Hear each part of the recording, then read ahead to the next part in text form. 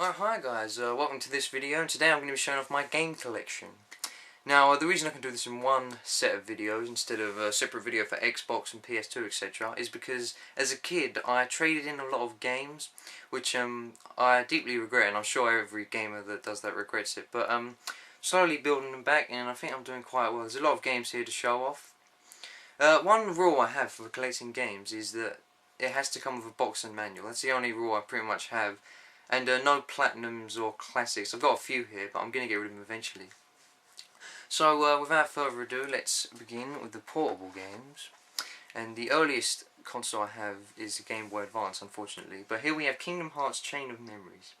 Now this is the sequel to Kingdom Hearts 1 on the PS2, which I also have. But this game is quite different to Kingdom Hearts 1, where it doesn't use the same combat system. Kingdom Hearts 1 had more of an action RPG, just smack people till they're dead kind of combat system, but this one uses cards to attack, and if you run out of cards you can't attack anymore, stuff like that, and you have to add up your card's number to reach a higher number than the opponent's card to attack. It's quite unique, but it works quite well. Some people might not like it. I find it's quite a good combat system. What I didn't like about this game was that they used the same areas from Kingdom Hearts 1, which is a bit of a disappointment. They could have used a lot different areas, different Disney characters, but they didn't for some reason.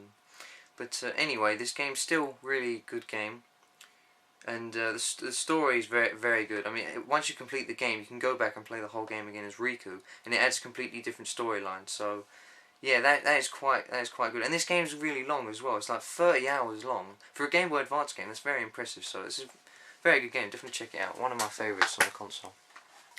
Another game we have here is Metroid Fusion, the first Metroid game on the Game Boy Advance, I believe. Definitely a great game. I mean, if you've ever played Super Metroid, and I've only played a little bit of it, this is very much in the same vein as Super Metroid. The case is a bit crappy because I bought it like this. I'll probably get another one eventually. But yeah, definitely this is a great game. I mean, I haven't played enough of Super Metroid, but when I do, I mean, I'm not sure if this will be my favourite or that, but this is definitely a great game. And another game we have here is Pokemon Emerald. I'm a huge fan of the Pokemon series, and I'm trying to collect every Pokemon game. It's quite a feat, but I hope I'll accomplish it eventually. Anyway, Pokemon Emerald is it's not my favourite generation of Pokemon. I mean, the Ruby and Sapphire Pokemon. One of the reasons is because in Gold and Silver, they allowed you to go back to Kanto, which I thought was a really fantastic feature. I mean, it made Gold and Silver really great games. So much content. But yeah, you can only stay in Hoenn with this one, which is kind of a disappointment because they took that feature out of future games. But despite that, I mean, this is a great Pokemon game. Not my favourite, but very good game. And here we have Pokemon Fire Red, a remake of Red and Blue, and it's pretty much the same game as Red and Blue with the Pokemon Ruby and Sapphire engine. But yes, a very good game. Very good game. And we have Pokemon Leaf Green here, of course. Have to get all of them. And next we have DS games, and the first Guitar Hero game on the list. And you'll probably see a lot of these. I'm big into Guitar Hero. Guitar Hero On Tour Decades. This is the American version. I picked this up when I was in America, and well, Guitar Hero On Tour, I mean, they're good games. They're not bad games, but it's just when you strum on the touch screen, it doesn't always detect it. It hasn't got the great detection. And not only that, the sound quality, I mean, for DS, it's good for DS, but not good for a Guitar Hero game. That's quite upsetting, but this is an okay game outside of that. The next, another Pokemon game, Pokemon Pearl. I mean, either this or Gold and Silver are my favourite Pokemon games. These are Pokemon Pearl and Diamond, fantastic games. I mean, brilliant graphics. They've updated it so it's more 3D, where the houses kind of stand up like a pop-out book or something. But it's very well done how they've done it. I mean, it's kept to the old style of Pokemon, with implementing touchscreen controls and stuff like that. Not only that, I mean, it's now got like 500 Pokemon, and it makes it very fun to go back and collect the ones that are not in this game. I mean, you can put your Game Boy Advance games in the bottom of your DS, transfer them all over. Not only that, but if you have, say, Pokemon Fire Red in the bottom of your DS, other Pokemon will pop up in other places, which is really unique. It's really good, and it really adds to Pokemon games.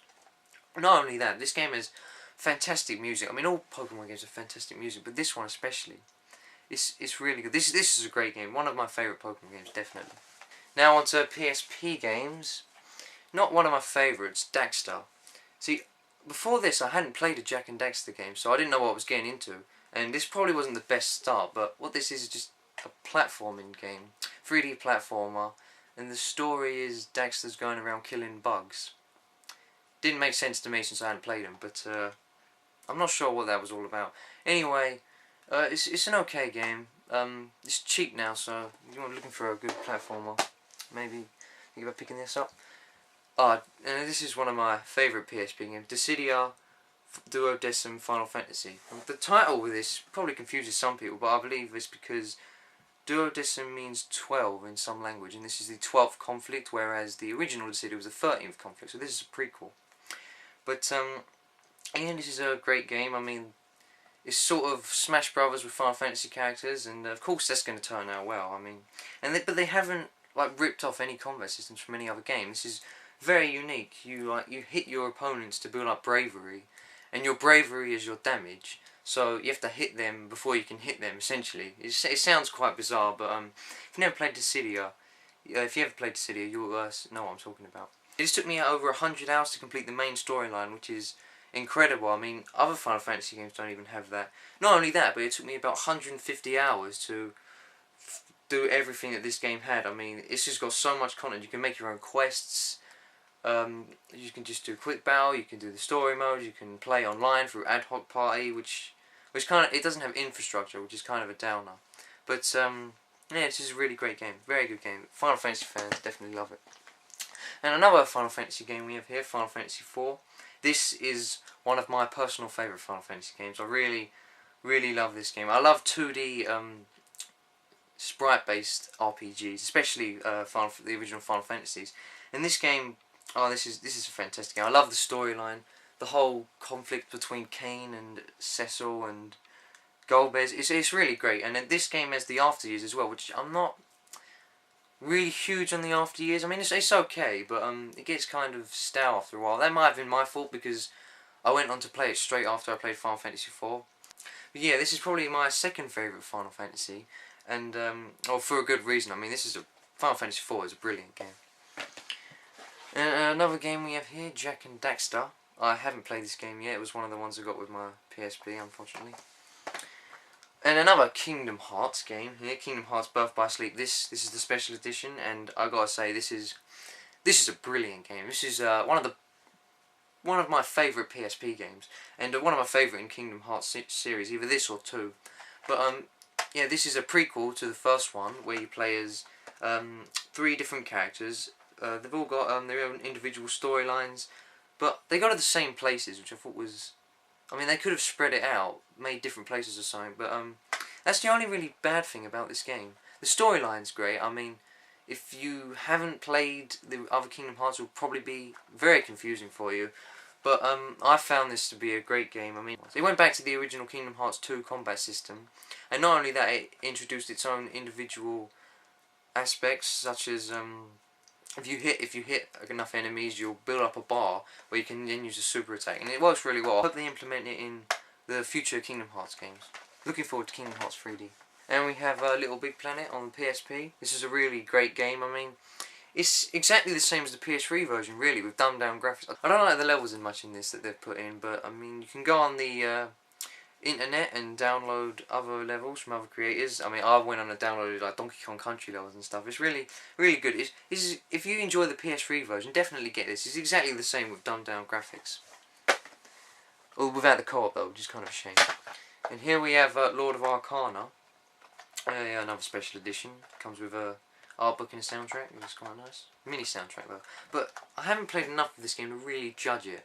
I played a little bit, created my character, ran around, done some quests, and so far it's a good game.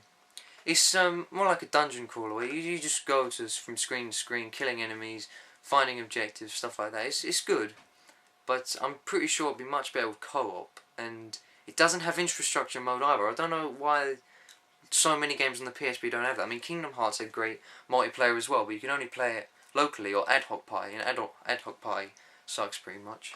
But yeah, I don't know anyone with this game, and I'm pretty sure if I did, I'd enjoy this a lot more. But it's a good game for what it is. very cheap now if you want to get it. And here we have Metal Gear Acid. I'm a huge fan of the Metal Gear franchise. It's one of my favourite franchises ever. And this game...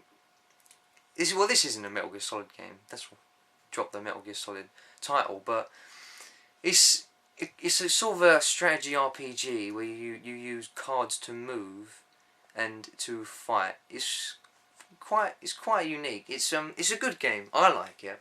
Some people don't like it because, well, it's clearly not a Metal Gear game. The storyline's not really good.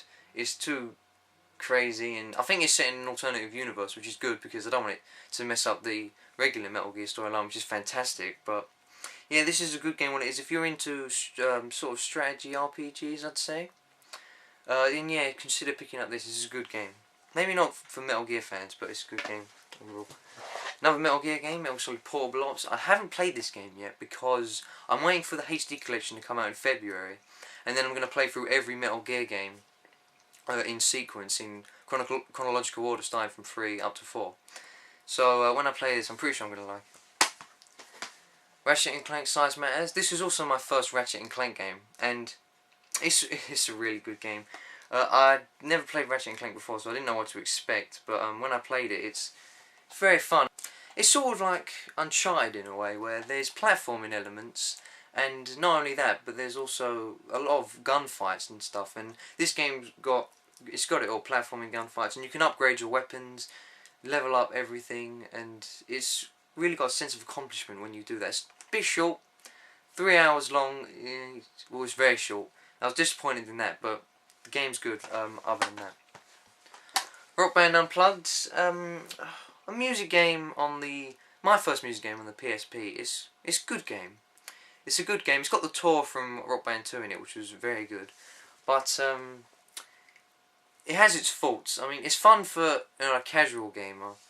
You use the face buttons to play the notes, and then you use the R and L button to scroll through the instruments. And I mean, it works. It's fun. It's sort of like Frequency and Amplitude on the PS2 that Harmonix also made. But it has its problems. I mean, for some reason you have to hit every note early, otherwise you won't hit it. It's got some strange problems like that, and if you play on Expert, it's going to be really hard because there's no hyperspeed or anything like that, so it's so slow, so hard to hit the notes. But other than that, it's a very fun game. Not as good as the console ones, obviously, but a good music game for the PSP. And here we have Silent Hill Origins. This is my first Silent Hill game, and I haven't played enough of this, but what I have played, it kind of pissed me off because I'm in the hospital right at the beginning, and no spoilers, but there's no health packs in the hospital. There's like 2, and I used them up already, and I didn't know if this game had regenerating health or anything like that, so I just used my health packs. So I've now run out of health packs, and one hit and I'm dead, and I've saved the game, and I have to go against a boss, and it's really, I can't do anything because the boss keeps killing me, so I'm going to have to start a new game if I want to get any further on this. But that's probably my fault. I mean, this game, it's not a bad game. It's a good game. It's definitely got some scares and stuff in there, but kind of disappointed for my first Silent Hill game, to be honest. But that's probably my fault. I'll probably get into it more when I play the other ones. But this is a good game. If you like Silent Hill, definitely pick this up. Tactics Ogre, Let Us Cling Together, the premium edition. I haven't played this yet, which I'm quite upset because I liked all the Final Fantasy Tactics games, so I know I'm going to like this game. Just gotta get around to playing it, and I will do soon. I definitely will do soon. Wipeout Pure. Now this is the second Wipeout game I've played, the first one on PSP, and I played a lot of Wipeout HD on the PS3 before this, so it's a good game, but the menus are a bit clunky because it doesn't show you your progress on the menu. You have to go to options and statistics to find all your gold medals, and it's really hard to, like, you have to do everything before you can unlock one thing, which is kind of annoying. So I haven't played this that much because, well, I've got Wipeout HD, so there's no really need for this, but well, it's an okay racer on PSP. Nothing like F-Zero, but that's just my opinion.